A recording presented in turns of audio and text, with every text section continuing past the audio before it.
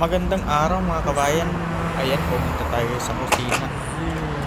Kumain tayo ng halo-halo kasi mainit dito. Magpalamig naman tayo.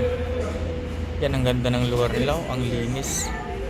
Maganda yung ambience ng lugar. Habang nag-aantay naman tayo ng order natin, yan yung mga menu nila.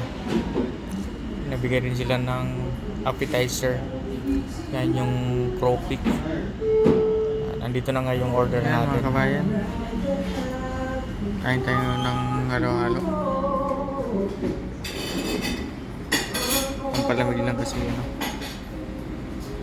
mainit masyado dito sa Saudi. Kaya yan, kain tayo. Kain po tayo. Yan siya para maganda yung presentation ng halo-halo nila.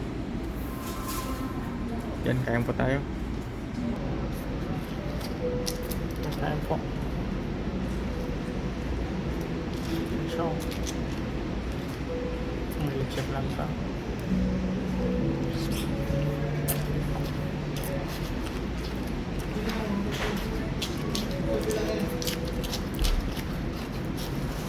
dami sa umo.